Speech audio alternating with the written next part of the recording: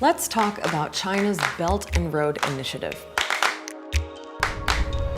The BRI is a gigantic plan for a global network of ports, roads, railways, and other infrastructure to connect China to the world. 我们的共同目标是携手努力让各国互联互通更加有效。 The most expensive infrastructure project in history. The Belt and Road Initiative, a boom, a bust, or just a buzzword? It is also a way through which China confirms its role as a global power. The US and other Western countries are worried and recently announced their own plan. We think that there's a much more equitable way to provide for the needs of countries around the world.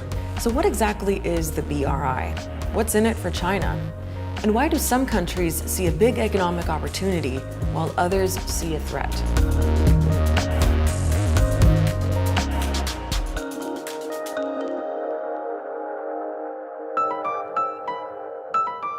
Think of the BRI as both a massive trade network and a political vision. It started with a speech that President Xi Jinping made back in Kazakhstan in 2013.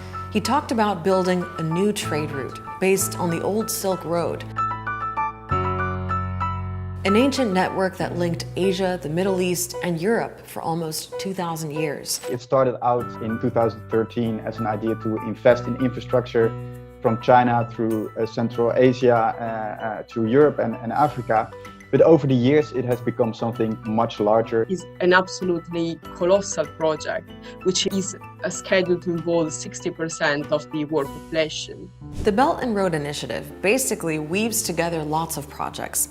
It could be China building things from scratch, upgrading existing infrastructure, handing out loans, or making investments. There are overland routes that connect China to Central and South Asia, the Middle East, and Europe. That's the Belt. It includes what's called the China-Pakistan Economic Corridor, where around $60 billion are being spent on things like coal and hydro power plants, wind farms, highways, and a new high-speed rail link between Peshawar and Karachi. Then there's the road part, which is slightly confusing because it actually refers to a maritime Silk Road, sea routes that connect China to Southeast Asia, Africa, and Europe. It includes major investments in ports across the world, places like Sri Lanka, Dubai, Djibouti, Greece, and Spain, even as far as Peru. There are a lot of different initiatives, and the Belt and Road has become more of a label to capture a lot of what is going on. Now, we listed some of the big examples, but BRI specifics are hard to come by. There's actually no confirmed list of everything and everyone involved, but it's estimated to include 2,600 projects in more than 100 countries. And that makes it hard to come up with an accurate price tag. It is predicted that China's overall expenses over the duration of the initiative could reach $1.2 to $1.3 trillion by 2027. So what's the end game here? Well, for China, the BRI is obviously about trade. China imports a tremendous amount of raw materials, and they export a tremendous amount of value-added goods. In order to do that, they need access to these various resource countries and also markets. But all this global interconnectedness and the huge amount of money involved means the Belt and Road Initiative is also political. So what China's trying to do partly is to create a sort of web of interdependence. So it's telling other countries, look, you lack roads, you lack bridges, you lack railways, you lack power stations, a power grid. What we can do is come in, lend lots of money, and our companies can come in and build this for you, okay? But once countries become economically dependent on China, clearly there is then a geopolitical impact too. By building all this stuff, China is also exporting its version of economic development. Now, the way the West has usually done it is to provide economic support, but with conditions attached, like certain democratic reforms. China's style is different. They're not like the IMF or the World Bank, where they come in, assess the country, and say, look, this is what you need to do, A, B, C, D. Then we'll give you the money. China comes in and said, look, we'd like to support an infrastructure program that makes sense. What infrastructure needs do you have? The World Bank reckons that China's BRI projects could lift more than 7 million people out of extreme poverty, and that transport projects could boost global trade by up to 6.2%. And of course, there are lots of countries eager to take China's money. Djibouti is one example. Its BRI projects include a major port, a new railway line to the Ethiopian capital, and a gas pipeline. China's put up around $14 billion in investments in loans for Djibouti between 2012 and 2020. But there are risks, like corruption, especially because there's so much secrecy surrounding most of these BRI deals. Unfortunately, a lot of these countries, it becomes a political situation where people are putting projects where it best suits them politically. Surprise, surprise, if you look down the list of projects and who is in power, you'll find that almost always there's a connection. So it's politicians making these deals. And there are plenty of examples of ordinary people losing out. Hambantota ඉපදිච්ච මිනිස්සුන්ගේ භූමිය සම්පූර්ණයෙන් අහිමි කරන වැඩපිළිවෙලක් මේ යන්නේ. Another thing to remember is that with all the talk of Chinese money funding these projects, it's often more accurate to say that it's actually Chinese loans. And that creates another risk, that some countries could be taking on too much debt. Remember Djibouti? It's facing what the World Bank calls debt distress. Its debt to China amounts to 70% of its GDP. And look at Sri Lanka. Former President Mahinda Rajapaksa borrowed billions to develop a massive new port.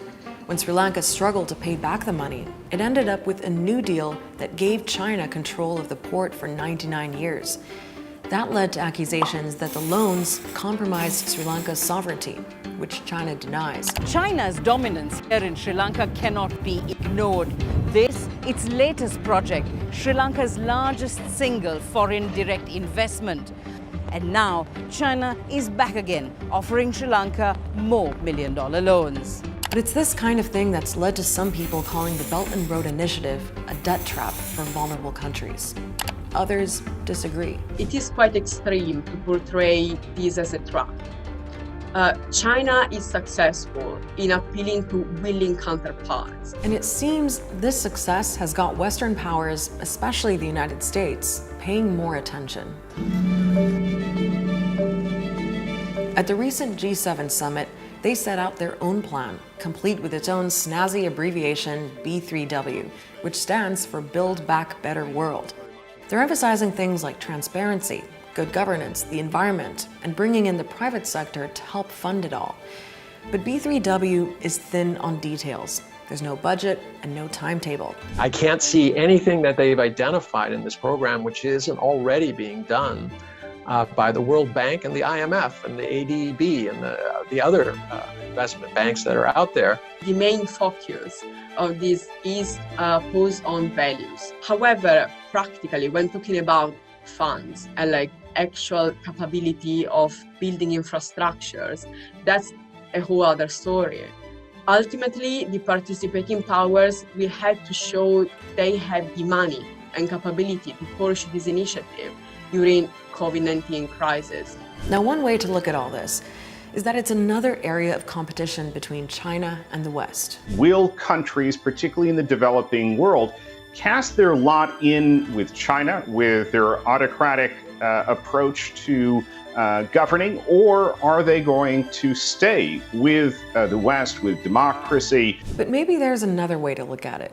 If China and the West are competing, that could give more choice, more opportunity, and crucially, more money to developing countries that desperately need it. The developing world has agency and can decide for itself how it wants to engage in terms of the development agenda. The U.S. can say, well, we'll offer better terms, and we're nicer guys, and we're ideologically, preferable. But I don't know what that means, if you build a road. A road is a road. As long as the quality is correct and the price is right. The Belt and Road Initiative is about China's position in the world. It's their strategy to outshine everyone on the international stage. But some countries really don't like the idea of the Chinese calling the shots. If you want to know more, there are lots of reports from Al Jazeera correspondents about Belt and Road projects from around the world. You can find those on YouTube or on our website. See you next week.